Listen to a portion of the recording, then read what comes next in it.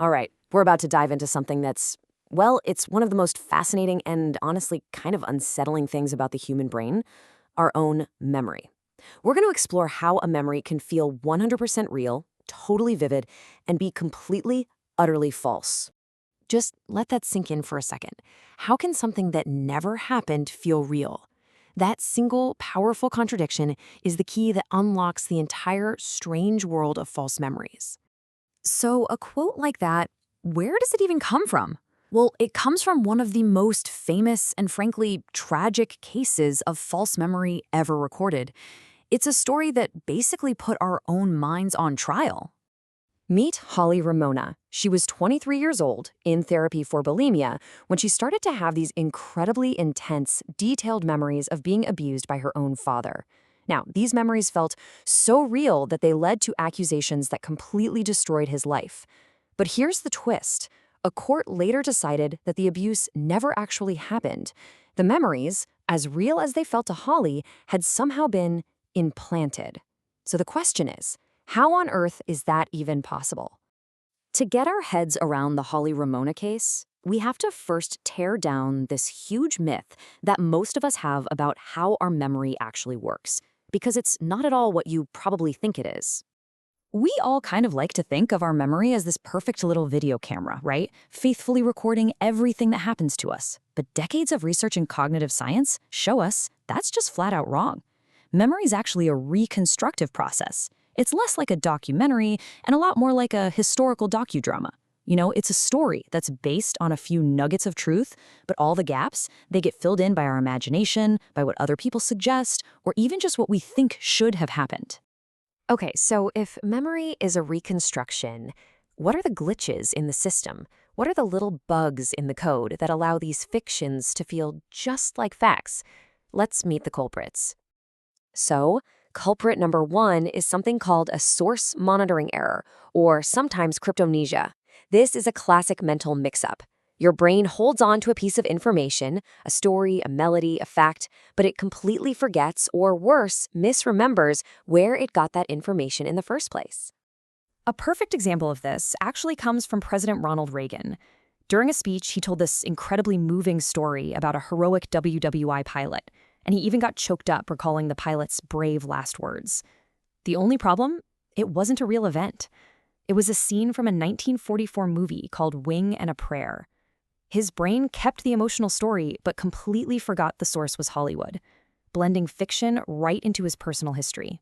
And, these kinds of errors can have serious, real-world consequences. Just ask George Harrison's estate. He was famously sued for plagiarism because his hit song, My Sweet Lord, sounded almost identical to an earlier song. And he wasn't lying when he said he thought he wrote it. It was just cryptomnesia, a hidden memory of a tune he'd heard years ago that popped into his head as a new idea. So, our brains can get their own wires crossed. We've seen that. But our memories are also incredibly vulnerable to bad information coming from the outside. And this is where things start to get really strange. This brings us to what's called the misinformation effect. Now, the key thing to understand here is that our memories are not locked in a vault. Think of them more like wet cement. Any information you get after an event can get mixed into that original memory, changing it, corrupting it, without you ever even realizing it happened. The brilliant researcher Elizabeth Loftus showed this perfectly. She had people watch a video of a car accident where a car clearly stops at a stop sign.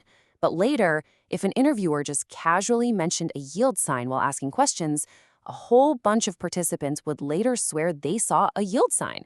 That tiny suggestion literally rewrote their memory of the event. And we're not just talking about changing a small detail. It goes way, way further than that. In another one of Loftus's incredible studies, researchers were able to implant a rich, detailed, and completely fake childhood memory of being lost in a shopping mall into about 25% of the participants. All it took was a little suggestion from a family member, a full quarter of them. Okay, here's another sneaky mental shortcut our brains love to take. It's called the familiarity is truth effect. Basically, our brains are kind of lazy.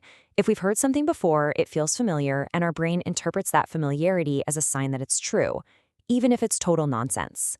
Simple repetition creates a powerful illusion of truth. Just look at this study. It's wild. People were shown a clearly false statement, like Los Angeles is the capital of California, and they correctly said, nope, that's false. But when they were shown that exact same false statement a second time, they rated it as being more true than they did before. Nothing changed except how familiar it was. That feeling of familiarity made a lie feel a little more like the truth. And get this, it's not just outside forces. We can actually do this to ourselves. It's called imagination inflation.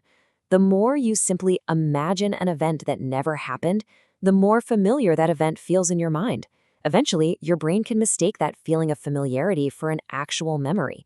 You can literally inflate your own imagination into something that feels real.